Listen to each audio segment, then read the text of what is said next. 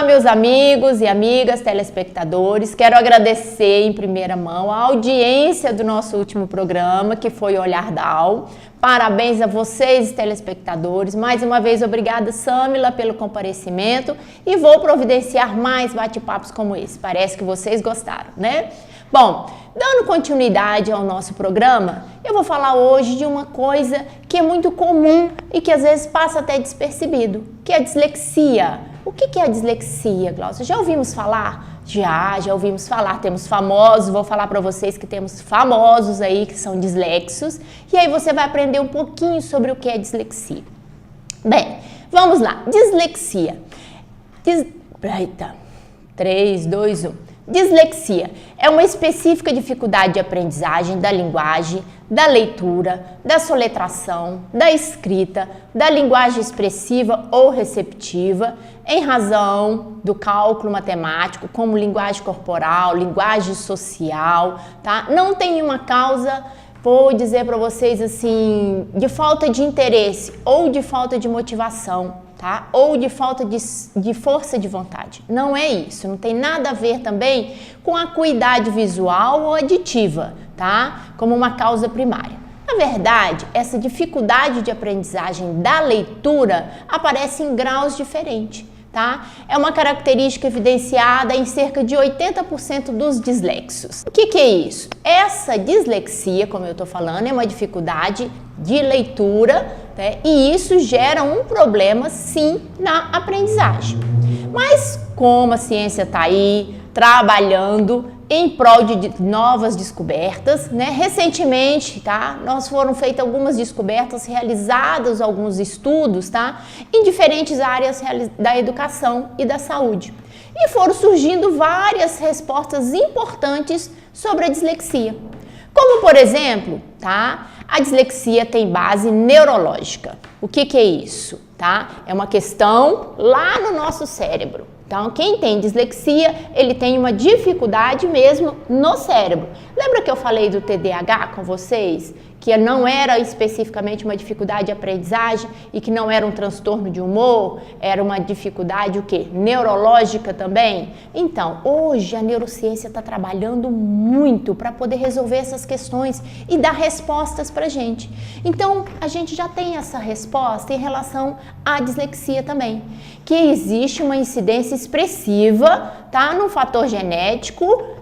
Lembrando que a maioria dos nossos dificuldades e transtornos são genéticos e é transmitido por um gene de ramificação do cromossomo 6. Por ser um cromossomo dominante, torna a dislexia altamente hereditário, o que justifica que você tem aí casos de pessoas com dislexia na família, provavelmente outras pessoas da família também irá desenvolver a dislexia.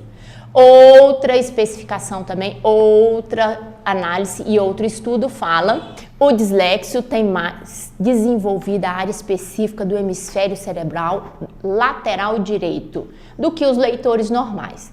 Condição essa que, segundo os estudiosos, justificaria alguns dos seus dons. Pode olhar que toda pessoa que tem uma dislexia, ela tem um potencial relacionado a uma sensibilidade na arte, no atletismo, na mecânica, tá? Em uma visualização aí mais diferenciada, na criatividade, na solução de problemas, nas habilidades intuitivas. Olha como que Deus é bom, né? Ele tem uma dificuldade de interpretação, tá? Que a dislexia é uma dificuldade de decodificar os símbolos, mas por outro lado ele nasce com outros dons que nós, seres considerados normais, não temos, né? A dificuldade de conhecimento, de definição da dislexia é que faz com que esse mundo tenha tantos problemas pela falta de informação, o que confunde também, tá? Mas a mídia tem ajudado bastante. Algumas vezes a mídia dá aí pra gente algumas informações que não são verdadeiras, por isso vale a pena sempre você procurar alguém específico da área, uma equipe multidisciplinar, um psicopedagogo, uma fonoaudióloga, tá? Você procurar um neuro para você poder fazer toda essa análise para realmente ver se você se adequa ou não na dislexia, tá? O que acontece, gente? Existe hoje várias ferramentas que podem sim atuar para que você possa identificar, tá?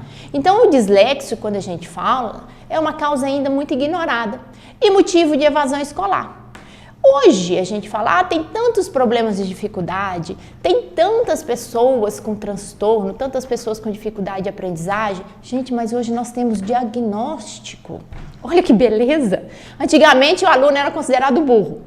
Não sabe ler, não sabe escrever, tem dificuldade, é burro. Pronto, então esse não se encaixou, estava fora. Quantos de nós, quantos dos nossos avós, né, vou colocar assim, ou até dos nossos pais, foram excluídos, marginalizados da escola e não conseguiram estudar. E aí era considerado o quê? Burro, né? Muitas vezes é isso que acontece. Hoje, quando a gente vê que a criança está com uma dificuldade funcional dentro da sala de aula, logo a pedagoga, a professora vai e manda essa informação, faz uma cartinha, faz uma consideração qualquer e encaminha para que a gente possa ter esse sucesso na aprendizagem. Porque o que causa esse insucesso? É a falta da percepção, principalmente da professora, gente. Eu falo, gente, o papel do professor é fundamental, principalmente nas séries iniciais.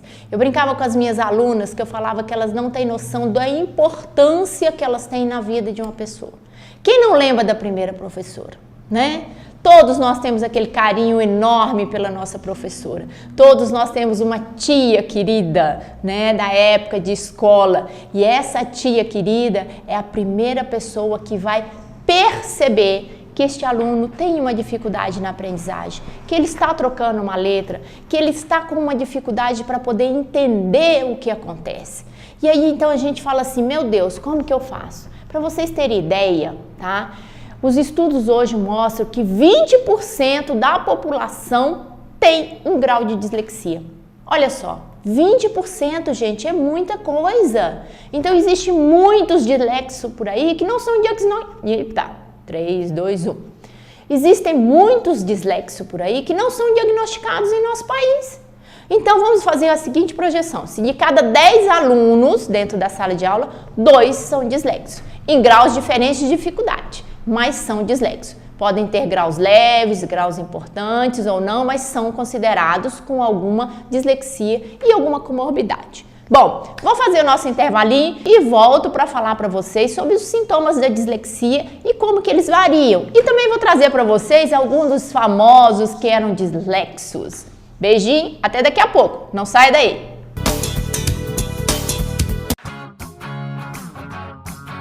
Até parece brincadeira, e é mesmo, isso é Supera. Supera é um método inovador que estimula o cérebro de maneiras divertidas. Com jogos e atividades dinâmicas, você exercita o raciocínio e a atenção. E acredite, seu cérebro não vai querer parar. Conheça a Supera e venha fazer parte dessa grande equipe. Supera, ginástica para o cérebro.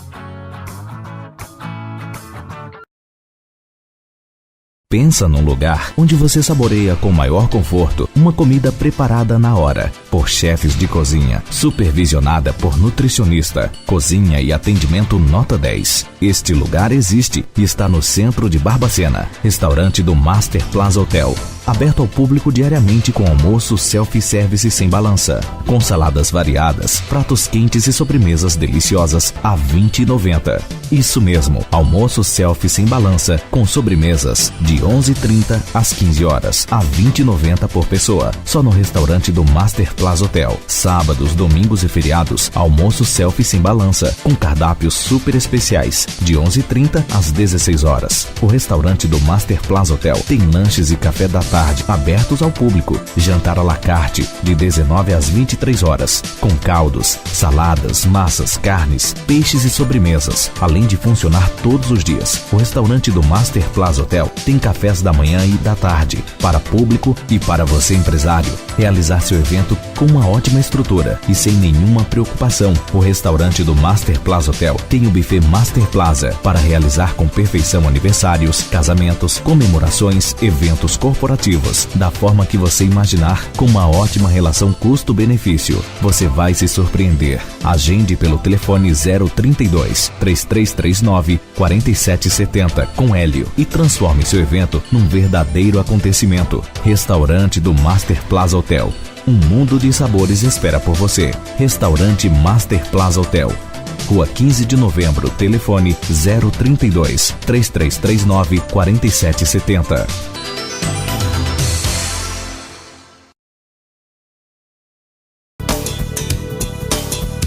Olá, meus amigos, estamos de volta falando sobre dislexia.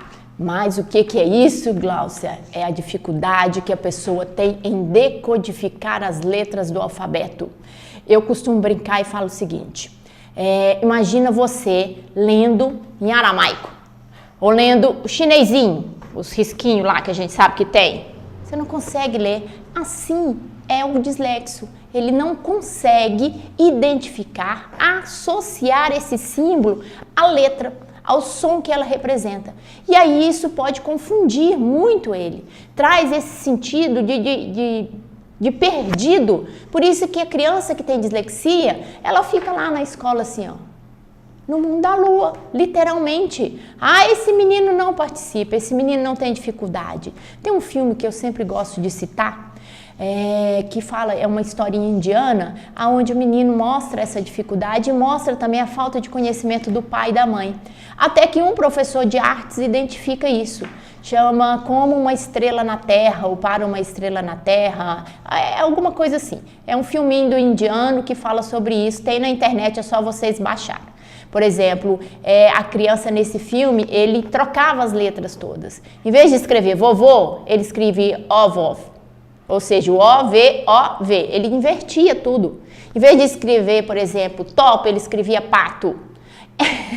É engraçado até se a gente parar para poder olhar, tá? Porque a dislexia gera um grau de omissão de letras também. Então, assim, a pessoa às vezes põe a mais ou tira letras. Ela não consegue, às vezes, assimilar essa grafia, tá? Então, é muito comum, por exemplo, o dislexo ter dificuldade entre o N e o U, porque o N está para baixo, o U está para cima. Entre o W e o M, a letra A e a letra E, o P e o Q, o P e B, o B e D. Gente, isso é muito comum para o dislexo. Na hora que ele já está alfabetizado, ele fazer essa inversão e escrever isso de forma contrária. Então, é muito comum isso.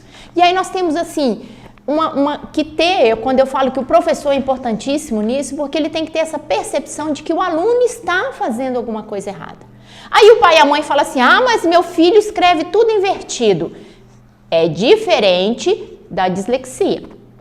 A criança na fase de alfabetização tem o que a gente chama de leitura espelhada. É comum ela inverter as letras, fazer o 6 de virado com a barriguinha para dentro em vez de ser para fora, ou é o contrário, agora não lembro, né?